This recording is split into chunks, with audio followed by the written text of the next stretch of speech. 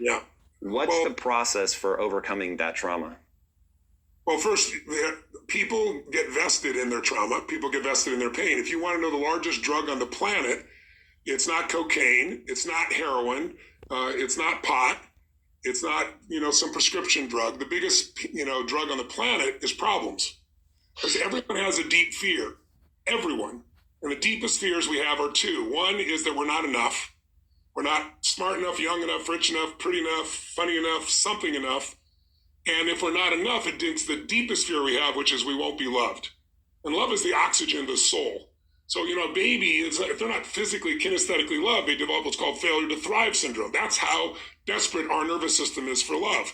So human beings, when they think, oh my God, if I fail at this, it'll look like I'm not enough and I won't be worthy of love, they tend to come up with a reason why that's either not their fault, it's something that was done to me. I've got ADHD, I was born with it, I was raped, I was whatever. And they might even tell the truth. Someone may have really raped them. It's a horrible situation. But other people have raped and they've gotten through it and they're on the other side of it. This person hasn't because it becomes their reason for not being where they want to be in their life. And so the bottom line is a mother can lose her daughter or son through a drunk driver and spend the rest of their life in pain. And another one creates MAD, Mothers Against Drunk Drivers, and does something about it and feels a sense of freedom and a sense of serving that child and a sense of higher purpose in what they're doing. So it's not the problem. It's not the trauma. It's finding what they value more than the problem. And everyone has a place where there's something they value more than their trauma. Some people get out their trauma because they realize I've been so traumatized loss of this child that my other child feels completely unloved. And they realize I'm losing that love. I'm losing that child if I don't get my shit together, right? They need a higher level of what's called leverage. Leverage is what makes change a must, not a should. As long as it's a should, you'll have your story. And your story could be a true story. And you'll tell your story and share your story with yourself or other people or both. And you stay stuck. But trauma is, it is not, it's a bruise. It's not a tattoo, right? Any bruise can be healed, but not unless you're vested in healing it. And what a lot of people do, I remember when I was diagnosed with a tumor in my brain, I've seen this happen so much that I didn't tell anyone. I didn't even tell my spouse at the time the first day. I was trying to process it because I didn't want people to start treating me differently. And so the only person who knew for the first day or two was my assistant because she had talked to the doctor.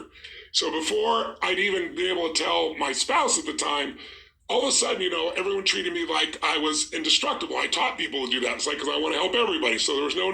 It's like, I'll do whatever it takes, right? So it was inhuman at the time. And suddenly my assistant starts saying, we shouldn't book that right now. And we shouldn't do this right now. And I started getting love and attention and connection for having this problem. And I was like, whoa. I'm not going to go down that slippery slope. But that takes a really conscious mind to do it. And lucky for me, I've had a chance to deal with millions of people. So I see these patterns all the time. But most people, their problem is their drug. It's the drug against the fear that I'm not enough and I won't be loved. Even if they go, no, it's me, I'm so messed up. What they're really saying is reassure me, love me. They're wanting that connection through their problem. So you got to decide there's something you value more than your problem. When you decide that, you can make it happen. But most people aren't going to do that unless they get in an environment where they see that happening. And what are you looking for? Like, do you have to first understand the story that they're telling themselves to help them unwind that? Like, when you're trying to dig into that, what are you looking for to leverage, to narrow the walls, to get them moving in a direction? I'm listening for something that they value more than their pain, or I'm trying to dig to find where that is. But I first try to figure out, like, if you think of, we all have a life story, right? Some people's life is a warning, some people's life is an example. If your life's a warning, it still can become an example if you're alive, right? You have that choice. That's the greatest story of all time, the comeback story, right? So what I'm looking for is what's their story? And the story is driven by, number one, what's their desire? If you go to a movie, read a book, in the first few minutes, the main character, you'll discover what their desire is. Is it to merge with God? Is it to find a great relationship and have children? Is it to free themselves from being enslaved? Whatever it is, there's a driving desire. And then there's always, as soon as you have a desire, there's a problem, because otherwise you'd have your desire.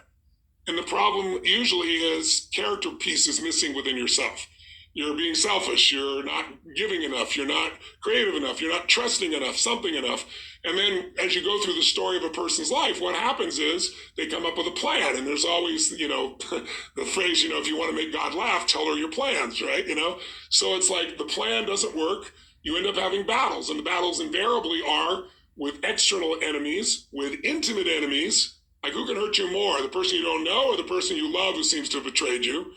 And then there's the internal enemy, the conflicts within yourself. And as you fight through those battles, if you continue to grow, you come to a point where you have insights. You see what the real truth is. It isn't somebody else, it's me. This is what needs to shift.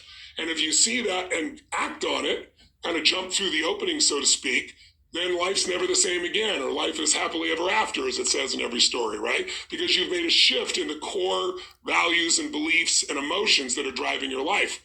So I look at it that way. I'm looking to see what's their story.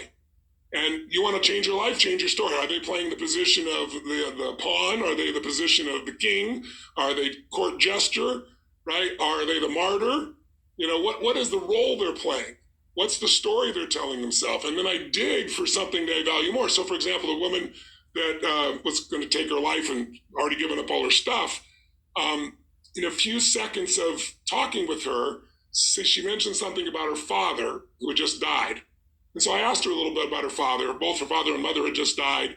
She'd gone through sexual abuse, and her brothers and sisters didn't want to talk about it. And as a result, they were estranged from her. And so she felt she had no friends, no anything, suffering financially and in a lot of physical pain. So all these things happening at once, people say, guess what? Dying would be easier than living, which is not true. But if you believe it, you try to take your life. So as I dug in about her father, he grew up in the Depression, and he was extraordinary. And I could just see the respect and love for her father. So as I had her tell me stories, I said, well, how did he do that during that time when he had no money and people were jumping out of buildings? And I go deeper and deeper, and it's like, well, he just valued this, and he learned from his father, and he never forgot these certain core lessons. And I said, that's interesting. And I said, and what core lessons did you get from your father? And gradually I started to find where the resources were. Why is she not going to kill herself? What's the leverage that I can use to get her to shift? And then you can watch this emotional transformation happen over about 45 minutes until it was so unbelievably emotional and complete. At the end, it's like, no, I'm never going to take my life. I can't take my life. I'm not taking my life.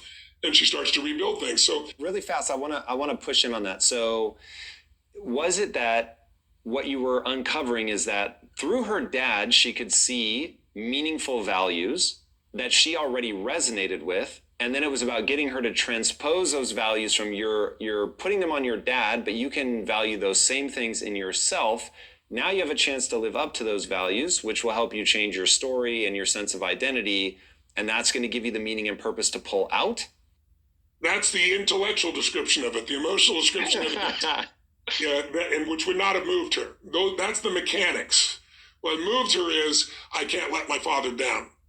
He did let his father down the worst time. I can't let my father down. That's what I took her to, right? And then building a compelling future, what she can build, what she can do, what she does have the ability to make happen, what she has broken through, like tapping into the resources she deleted inside of herself and reactivating them so she feels alive again inside herself. Although all the other things you described are the structural, intellectual impact of what actually happens, but that's not what changes somebody. It all comes from emotion. We are emotional creatures. We all study, like you're talking about it, using your brain. You're such a smart person. I love you dearly. And you analyze it all. But your effing brain isn't going to do shit. What's going to do it is enough emotion. Well, emotion is the power. Emotion is what starts wars. It's what ends wars. Emotion is what gets you married. Emotion is where kids comes from. Divorce is where emotion comes from. Everything that you can think of a major change in humanity, from the most extreme of war to the most gentle of love, all come from human emotion. So it's the mix of emotion. It's like knowing what you want and having the right fuel to get there. And if the fuel has no combustion, you're just bored, you're not going anywhere. If the fuel is total trauma and I'm overwhelmed, you just blow up and go nowhere. There's that delicate balance. And I've learned over the years how to help people find that balance. Okay, this is really interesting, and you may have put your finger on the thing that I struggle with the most. The thing I find compelling is for sure being able to understand intellectually what's happening, because I've used that to change my own life. That is the thing that works on me. Do you at all feel? I would ask you to consider something. Please. What you just said is absolutely true. I know you really well, and you know how much I respect and love you personally. And what you've accomplished in your life is extraordinary. What you're continuing to accomplish is extraordinary. But there's an emotional inflection that made you use those things in those moments. It wasn't just those understandings. The emotion made you find the answers, brother. And then you have a really smart mind. You found the answers, figured out how to use it. But there were inflection moments that made you do it. There's a reason why you left your company after building it to $1 billion. It wasn't intellectual. It's emotions. So, but you have developed your mind so much, it's like your right arm, your bicep is really strong. Your left one, not quite as much.